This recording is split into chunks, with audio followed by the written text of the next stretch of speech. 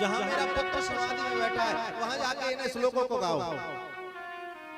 और वो छोटे छोटे वेद व्यास के शिष्य जाकर के टोली बना के गए और वहां जहां परमहंस परम वीतरागी श्री सुखदेव जी महाराज बैठे हुए थे वहां गाने लगे। दो श्लोक याद करके गए हैं। एक तो है भगवान के स्वरूप का वर्णन एक श्लोक में और दूसरे श्लोक में है भगवान की करुणा का वर्णन। पहला श्लोक गाया बरहा पीड़म नटवर वपु कर्णयो कर्णकारम बिभ्रगवास कनक कपिसं वयजंतीं च माला रंद्रान वेणो अधर सुदया पूरयन गोपवृंदय वृंदारण्यं स्वपदरमणं प्रविशद गीतकीर्तिः। ये श्लोक आया।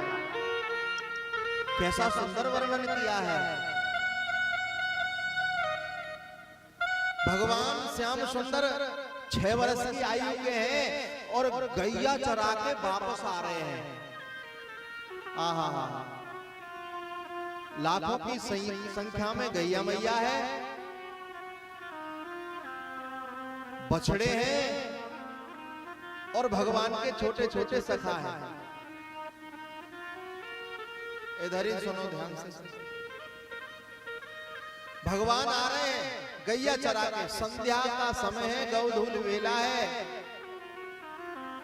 चारों तरफ लाखों गैया है, फिर बछड़ा है, फिर भगवान के सखा हैं और बीच में श्याम सुंदर 6 वर्ष के। और कैसे चल रहे हैं भगवान? मटक मटक के चल रहे हैं। एक चरण यहां रखते हैं तो एक चरण यहां रखते हैं। कर्णयो कर्णकारम भगवान के कान में एक पुष्प है कन्नेर का। एक पुष्प क्यों रखा है?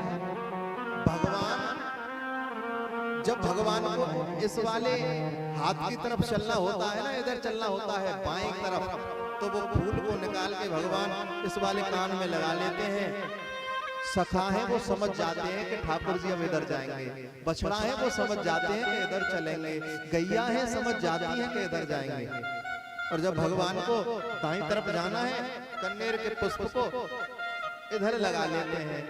पीछे पीछे पीछे पीछे बैजंती माला धारण कर रखी है, ऊंची ऊंची धोती बांध रखी है श्याम सुंदर ने। चरणों में पादुका नहीं है।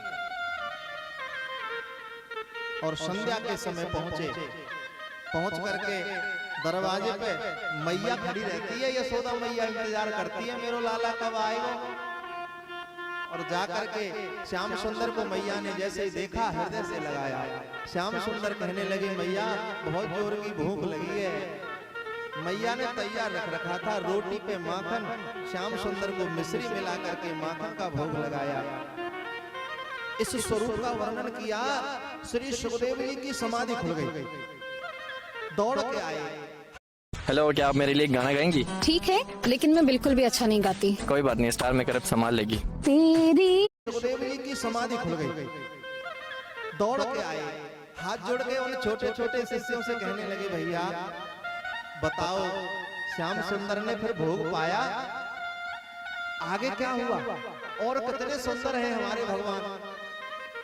वो छोटे छोटे सखा बोले हम पे तो इतना ही आवे, अगर आपको ज्यादा सीखना है तो हमारे गुरुदेव के पास चलिए।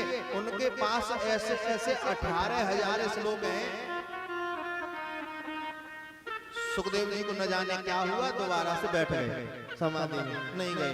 वो दौड़ के गए गुरुजी के पास, बोले गुरुजी नहीं आए। वेदव्यास भगवान ने पूछा, नेत्र खोले थे? हाँ हाँ, खड़े भी हो गए थे, पूछ भी रहे थे, पता नहीं क्या सोचा। यहाँ संतों की टीका है। संत कहते हैं सुखदेव जी ने यह सोचा कि मेरा श्याम सुंदर है तो बहुत सुंदर, लेकिन माखन मिश्री खाता है, मैं माखन मिश्री कहाँ से लाऊंगा? मेरे पास तो एक केले के पत्तों की लंगोटी है, मैं उसको भोग क्या लगाऊंगा? ये सोच के बैठ गए दोबारा। अब की बार वेद व्यास भगवान ने कहा तुम जाओ और जाकर के ये वाला श्लोक सुनाना। वो छोटे छोटे शिष्य आए और गाने लगे। अहो बकियमय स्तन कालकूटम जिघ्रांसयापाय यदाप्यसादवे लेभे गतिं धात्रिचितं ततो अन्यकं वा दयालु शरणं प्रजे।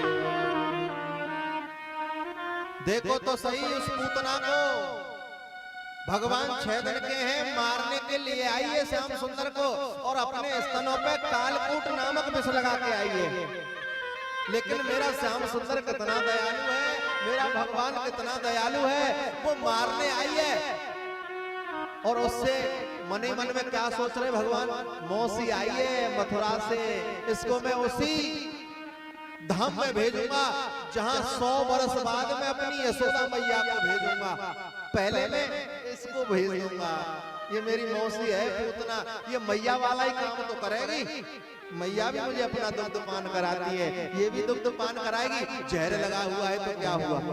और श्याम सुंदर इतने दयालु है, पूतना को उसी धाम में भेज दिया जहां 100 वर्ष बाद कभी यशोदा मैया जाएंगे। इतने दयालु मारने वाले को भी धाम में भेज दिया। है कोई ऐसा दयालु भगवान भैया? हमारे भगवान बड़े दयालु हैं। ये वाला श्लोक जब सुना सुखदेव जी खड़े हो गए, आंखों में आंसू आ गए, हाथ जोड़ के बोले भैया भगवान बड़ा दयालु है, और बताओ मुझे, और कुछ बताओ। सखा कहने लगे हम पे तो इतना ही आवे, अगर ज्यादा सीखना है तो चलिए। दौड़ लगा दी, सुखदेव जी ने दौड़ लगा दी, चरणों में प्रणिपात हो गए हैं, हाथ जोड़ के बैठ गए। हे गुरुदेव, हे पिताश्री।